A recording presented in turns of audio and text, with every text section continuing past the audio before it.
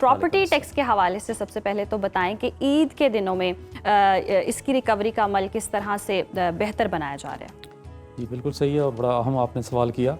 तो ईद के दिनों में रमज़ान के एंड के ऊपर एक कैंपेन लॉन्च करते होते हैं सिर्फ लोगों को एहसास दिलाने के लिए, जो कमर्शियल एरियाज़ हमारे कि आपके ज़िम्मे अगर टैक्स है जो कि कुछ लोगों के ज़िम्मे अभी है भी वो आप जल्दी से जल्दी पूरा करें इसको। अच्छा।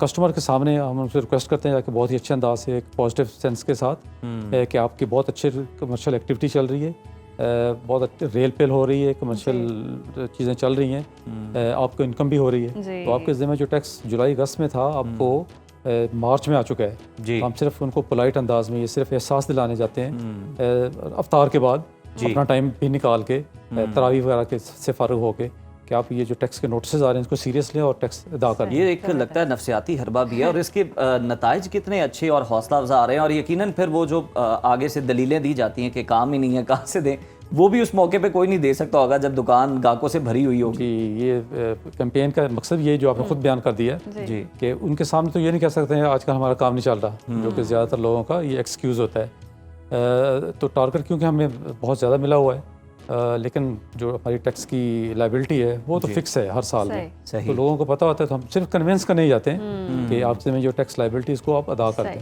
तो अहमद साहब टारगेट की आप बात करें तो वो भी कुछ बता दें कि अहदाफ क्या हैं और ये जो नए यूनिट्स शामिल हुए हैं इस हवाले से भी बताइएगा कि कैसे कार्रवाई अमल में लाई जा रही है। तो लास्ट ईयर जो फाइनेंशियल हमारा एंड हुआ 30 जून 25 को, उसमें हमने कोई 20 अरब की रिकवरी की थी।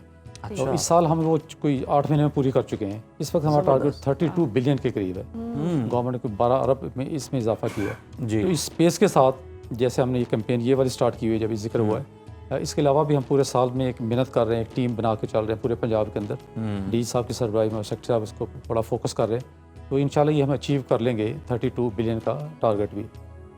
नए यूनिट हमने कुछ 6 लाख के करीब ऐड किए हैं। ये गवर्नमेंट के ये जो स्कीम है कि आप जो डीसी रेट है 50 लाख से ऊपर वाले टैक्स करें, जी। ये बड़ा ज़बरदस्त रहा है। जो बड़े शहरों की प्रॉपर्टी 5 मरले की भी बड़ी कीमती है। लाहौर में 5 मरले का मकान आपको 2.5 करोड़ रुपए का मिल रहा है। जी। राजनपुर में 7 मरले का भी उससे सस्ता है। उन लोगों को रिलीफ गवर्नमेंट ने दिया है जो पुअर लोकेलिटीज़ के रहने वाले थे, जो पोश एरियाज़ के रहने, ये टैक्स नेट में हम लेके आ गए हैं। तो 6 लाख के करीब पूरे पंजाब में ये टैक्स पेयर्स हैं।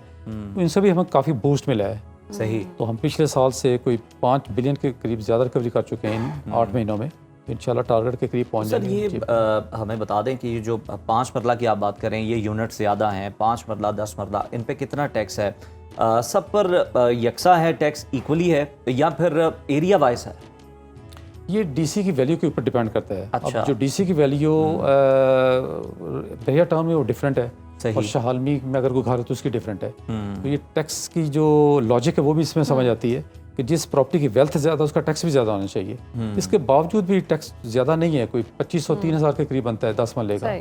अच्छा। और 1500-2000 के करीब 5 मरले का पूरे साल के बाद टैक्स देना है। तो हम उसके अलावा कितने खर्च कर लेते हैं, गार्बेज लिफ्टिंग के ऊपर, वासा के चार्जेस हैं। तो पूरे साल का टैक्स 2000 या 5000, ये कोई ज़्यादा टैक्स नहीं है पंजाब के अंदर। जी बिल्कुल अहमद साहब, ज़्यादा टैक्स तो नहीं है, पर कहीं ना आम आवाम को ये भी थोड़ा कॉम्प्लिकेटेड लगता है पे करने का अमल। इसके लिए कुछ लोग कहते हैं आसानी होगी तो क्या होगा, तो कोई तरीकाकार है घर बैठे क्या टैक्स पे किया जा सकता है? ये तो अब बहुत आसान कर दिया गवर्नमेंट ने। अब ई पे के ऊपर हम जा रहे हैं। जो ज़्यादातर टैक्सेस गवर्नमेंट पंजाब के हैं, सेंट्रल गवर्नमेंट के भी ऐसे हैं, वो आप घर बैठे ही पेमेंट कर रहे हैं उसकी। जी। ऑफिस में जाकर तो किसी पेमेंट की जरूरत नहीं है, ना ही बैंक में आपको जाना पड़ रहा है। जी। तो ई पे के थ्रू सारी पेमेंटें अब इस वक्त हो रही हैं। नोटिस को घर तक, डोर स्टेप तक पहुँचाना हमारा काम है, वो हम हर साल करते हैं और 1 से ज़्यादा दफ़ा करते हैं। जो इसकी पेमेंट है वो तो ई पे के थ्रू ही हो रही है। बैंक्स की तो हम बहुत डिस्करेज करते हैं ताकि बैंक्स की आपको लंबी लाइंस में न लगना पड़े। तो जो ई पे के थ्रू पेमेंट है ये कोई 90% तो लोग इसको प्रेफर कर रहे हैं घर बैठे हुए। ठीक। अब घरों में अगर बुजुर्गों को नहीं पता तो बच्चों को बहुत पता है कि ये ई पे के प्लेटफॉर्म को कैसे आपने यूज़ करने। जी। तो हमारी जो लाहौर की जो 90% जो पेमेंट है ये ई पे के थ्रू ही हो रही है। अब तो किसी ऑफिस में जाने की जरूरत नहीं। यानी आप बस पे करने का इरादा करें तो सहूलत ही सहूलत है, आप बड़ा इजीली घर बैठे पे कर सकते हैं।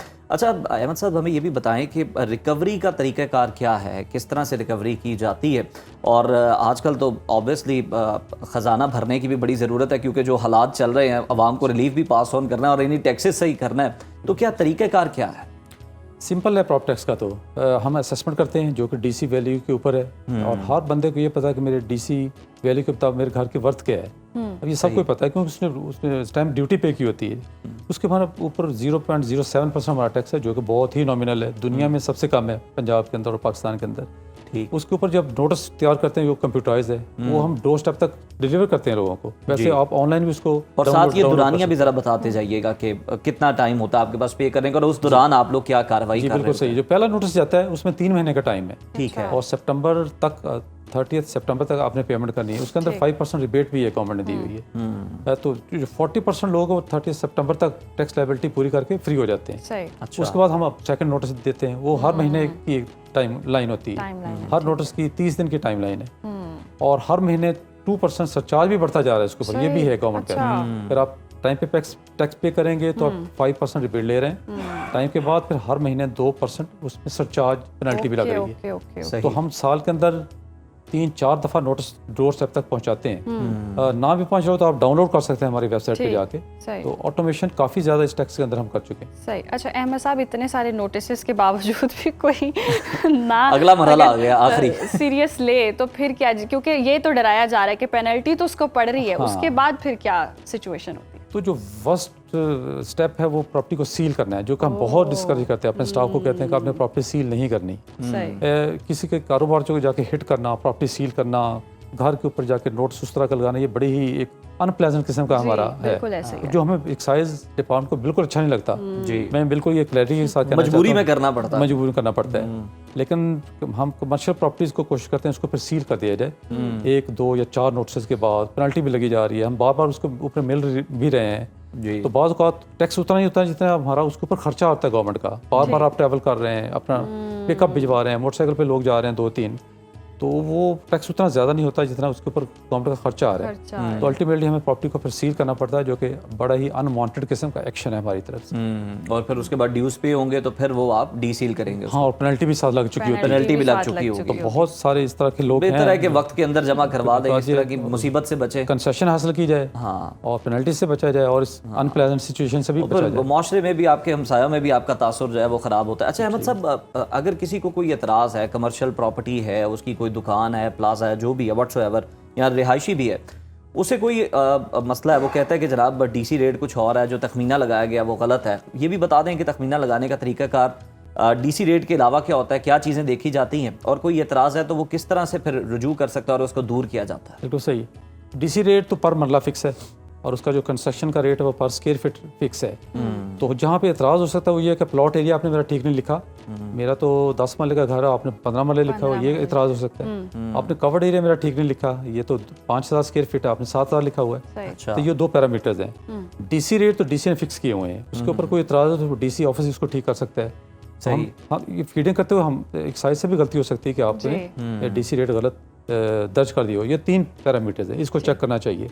अगर इसके बावजूद आप फील कर रहे हैं कि हम नोटिस हमारे के ऊपर ये चीज़ें सारी लिखी हुई हैं, आपका टोटल एरिया कितना है, डीसी रेट वहाँ पे कितना है और कवर्ड एरिया कितना है, तो आप चेक कर सकते हैं अपने नोटिस से। तो आप घर बैठे एक ऑनलाइन अपील भी कर सकते हैं। अच्छा। अपील के लिए किसी ऑफिस में फिजिकली आने की जरूरत नहीं है। तो अपील का पूरा मैकेनिज्म वो ऑनलाइन ही है, तो आप एतराज़ कर सकते हैं इसके ऊपर अगर असेसमेंट ठीक नहीं है। साहब, जो घरों में कमर्शियल काम कर रहे हैं उनका फिर क्राइटेरिया या कैसे डिफरेंशिएट किया जाता है? उसको हम पूरा कमर्शियल टैक्स नहीं लगाते। ठीक है। उसको कमर्शियल का 50% पास ऑन करते हैं क्योंकि वो सेमी कमर्शियल है जी। रेजिडेंशियल उसकी कंस्ट्रक्शन हुई है लेकिन अंदर पार्लर खुला हुआ है या कोई एकेडमी खुली हुई है, स्कूल खुला हुआ है या एम्ब्रॉयडरी की मशीन लगी हुई है, तो उसको पर हम पूरा जो कमर्शियल का रेट वो अप्लाई नहीं करते। उसका 50% कंसेशन गवर्नमेंट दी हुई है, ठीक है, तो वो भी बहुत ज़्यादा टैक्स नहीं है और लोग पे करते हैं वैसे आसानी से। सही, ज़बरदस्त, लोग पे भी करते हैं। बहुत शुक्रिया अहमद साहब आपके वक्त का।